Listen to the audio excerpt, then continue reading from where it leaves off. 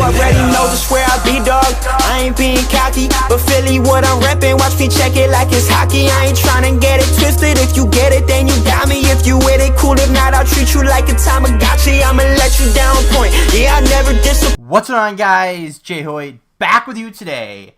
Welcome back to episode number 25 of the Seattle Attack franchise mode. So if you guys remember last episode, it was the off season where, not a lot has changed. We pretty much maintained our team, a couple new faces here and there, and we had our preseason battle with the goaltenders.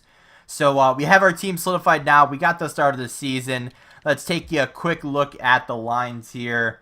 And yes, I know there is some lower overalls on, top lines. However, like I mentioned in last video, Cody Glass had about 9 points, or was it 10 points in the preseason, something like that. And Brett Ritchie outperformed Lindholm. So, like I said last video, we're going to go with whoever's hot. Whoever's playing the best is going to get the opportunity to perform, as they are. So, if Lindholm or Horvat or Turris or Spooner or Ritchie, whoever starts performing better than any of these top guys, then they're going to be moved up. They're going to be rewarded for it. And same with special teams and all that. So, we have Tanabe up here. He actually performed pretty decently in the preseason. He had like 3 or 4 points and went positive. Like, it was nice to see.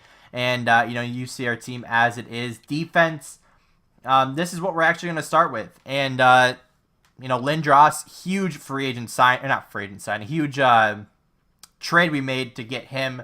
And I'm really glad I did. We did not re-sign Bowie, so we don't have him. But Alanko is going to be on our second line. I almost did it again with Chris Bigros.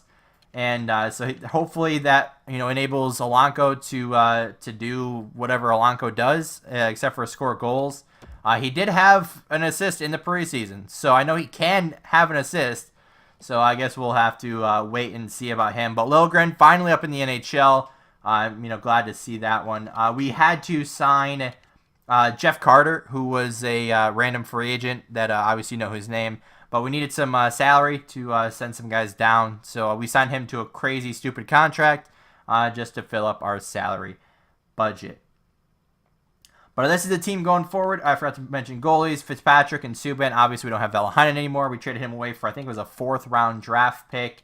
But there's that. AHL team looks a little, strange. Bell, when I looked at Bell last year in the preseason, this past preseason, he actually did really well. But other guys were performing just as well, if not better. So, we had to do that as far as this goes. Bell's there. Zibanejad's new. That's the only reason he's on the 4th line. If he starts performing better than these guys, then I will go that way. These guys are also put how they performed last year. So if they didn't, play last year, they're going to be at the bottom, and the people that perform the best are going to be at the top. So it all could change later on. Quick look at the defense. We have Dobson down there, and we're basically starting over with our defense. Now we have Liljegren up in the NHL. Dobson's there. He's going to take that main right defensive role there. Goaltenders, quick look at them. Scott finally gets the starting role in the AHL. So potentially next year we might have that battle again. Maybe not as far as to trade him, but next year as far as that. Quick look at the scratches. There's Jeff Carter there, and a quick look at everyone else. But we're not going to focus too much on the AHL team, as we do, because it is NHL 18, and we got the regular season for you. So I've talked on long enough, but let's get right into the regular season, and hopefully we can have a really good start. We're going to go about a month to begin with just to see how everything goes. So we're starting on the 13th. We're actually going to end on the 15th just to give it about a month or so, kind of feel out the team and see what we're doing. So, we have some new pieces on our team. However, I am really excited for what's to come here, in Seattle. Hate to get rid of some guys, but we have to make room for the younger guys, especially when they're definitely ready, but then don't perform in the preseason, or if we bring them up because of an injury later in the year, it's always tough when they don't perform. Then you want to bring them up, but then they don't really earn it. So it always sucks in that aspect. Another good start for our AHL team with Scott in net down there. That's great to see. I'm glad he's earning his way. Kind of a mediocre start for Seattle here. 5-7, not the best. We did change up. I Actually, we didn't change up strategies or anything, so those are still the ones that we started at. But it looks like we're ending with a game against New Jersey. What are we gonna finish? Like, I can't tell if we actually won or not. But let's go to the next scouting assignment, OHL, 1 month, and see what happens. So we end up winning that one. We end up finishing the first month or so 7-9. Not the best start, not the worst start. AHL team's doing well as per usual. But let's go take a quick look at who's doing what for us. So this is what I mean. Look at this. Spooner comes out of nowhere, and all of a sudden he's on top of our team. So let's take a quick look here. That's not what I wanted to go to. I wanted to go to the stats, and there we go. So let's go to stats. Go check out what's happening with our team. Here we are, the forwards. So we got Spooner leading the way at 10 points. Also tied with him is Turris and Connor. Besser's already at 8 goals, so it looks like it's going to be another really good year for him. So Connor and Besser, I think that's part of our first line. Glass isn't really performing, so we're going to move, looks like we're going to move Turris up there to the first line. We are going to move Berchi down to the third line. We're going to move Spooner up. And I don't really know why I'm saying it, because we just got to go do it. But let's check out defense real quick. So Shattenkirk, Liljegren. All right, I see you. So Liljegren, all right, I'm completely fine with that. 16 games played so far, 5 points for the newcomer. Gladly accept that one. Olanko looks to be better numbers, playing alongside of Bigros. Lindros and Goldman looking to be about what they're supposed to do. Might end up swapping Lindros and Goldman just to kind of see who plays better with who. So very, very tough start for Fitzpatrick here. 4-9. With a horrible save percentage and a bad goals against. I mean, it's under 3. But, a really good goaltender would be under 2. So, that's tough to see. Subban with a 3-0 start. A decent save percentage and a decent, goals against. So, dang. So that's where our problem is right now, is Fitzpatrick is not really performing. So that's interesting. All right, so we're just gonna take that rough start. We're gonna swap around some lines, and then let's get back into the next month, and hopefully Fitzpatrick can recover. After swapping around some lines and some other things, and the rough start by our goaltender, I just kind of threw it out there on the trade block just to see if anything is available right now, and throw up some guys just in case we need to match the value. But let's go another month here. We're gonna go.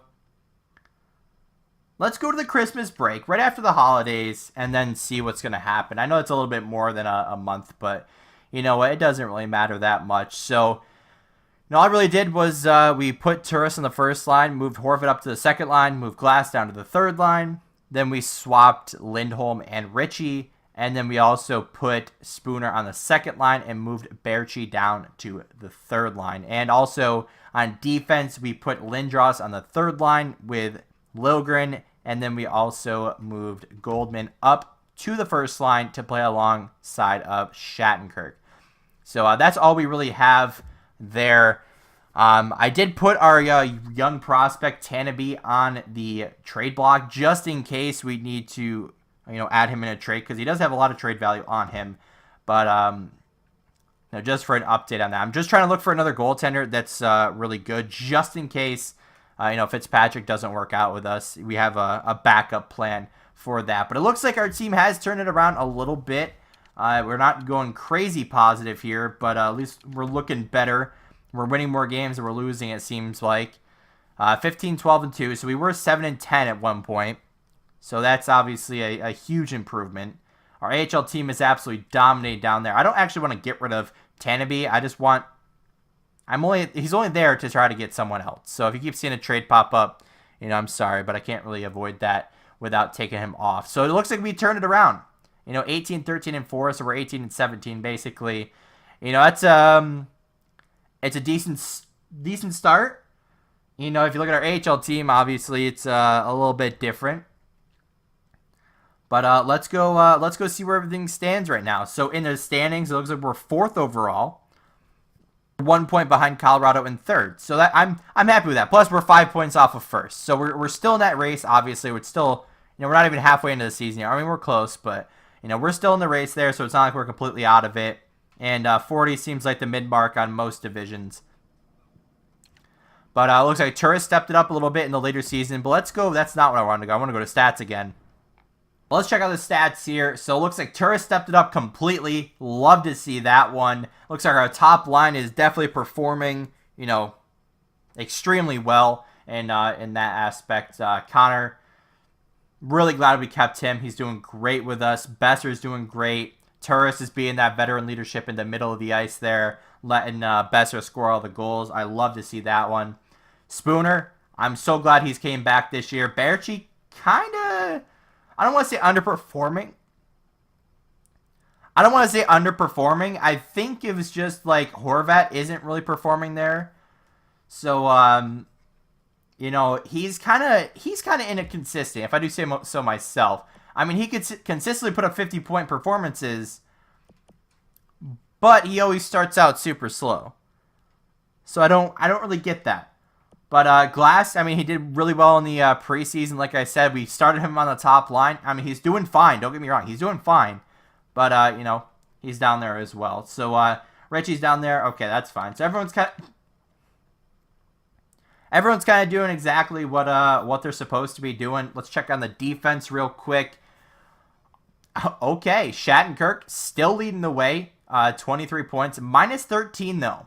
I'm not really a big fan of that, but, he's got 23 points, so he's got to do a little bit of offense to get there.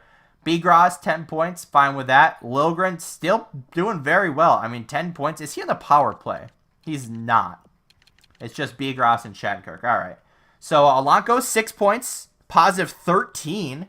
So, you love to see that one.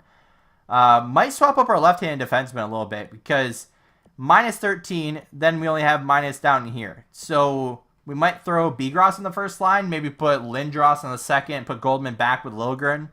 Maybe, I don't really know yet.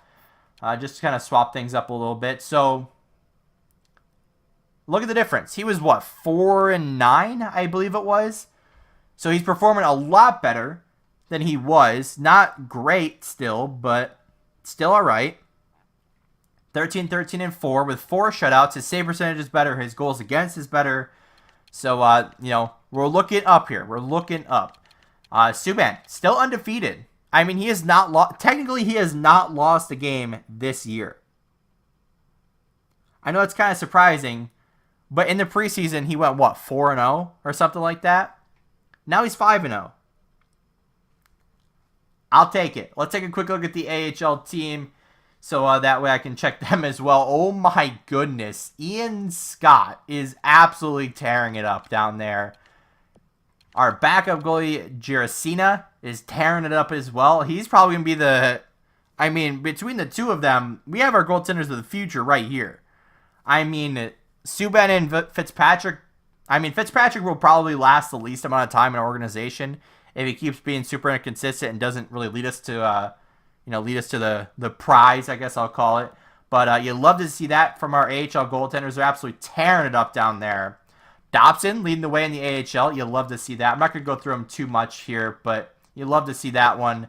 Kemp, Zibanejad. So we're going to have to swap up some AHL lines. No big deal there, but I'll do that off camera so you guys don't have to sit through the boring part of that. But, you love to see Zibanejad step up there. I mean, obviously that's what we kind of got him for, was to be, a top prospect. And, that's basically what he's doing. So you love to see that one. But here's the interesting part. I want to go check out the actual standings and see what's actually going on with our NHL team that made us go from a very difficult start to now where we are recovering. Here we are on the standings. Nothing's really changed, obviously, since we looked at the standings last when we were 4th overall in our division, 1 point off of 3rd and 5 points off of 1st. But we actually sit 16th overall, because I actually accidentally tried to look.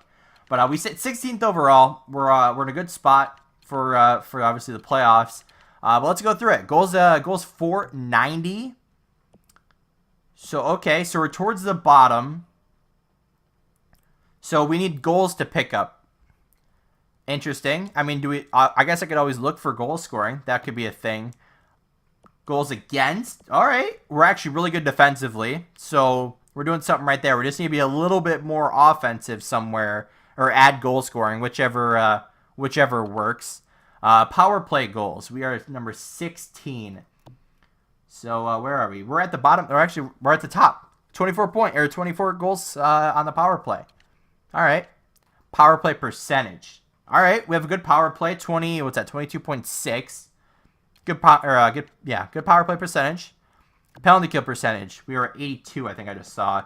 82.4, so we're at the top there. So we got 2 shorthanded goals. Let's go look at their records, though. So we are number 16. It looks like we are struggling at home once again. 7-8-2. You know, we're technically, 7-10. So, okay. Interesting. We're doing well away. And our last 10 is getting better. So our first, we were 7-10 to start the year. So we're doing better. I mean, definitely things are looking up. I mean, if you want to take a quick look at the standings, you know, the only thing that's really, I guess, costing us right now is we don't have enough goal scoring. So do we want to try to be more aggressive as far as our strategies go? Do we want to try to pick up another one to maybe replace Richie and just kind of get someone a little bit more higher overall that could provide more points?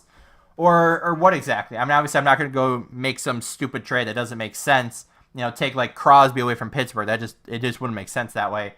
But against another mid-tier team or even a lower team, trying to get something from them, maybe that'll work. I mean, from Nashville or Philadelphia, it doesn't look good for them. I mean,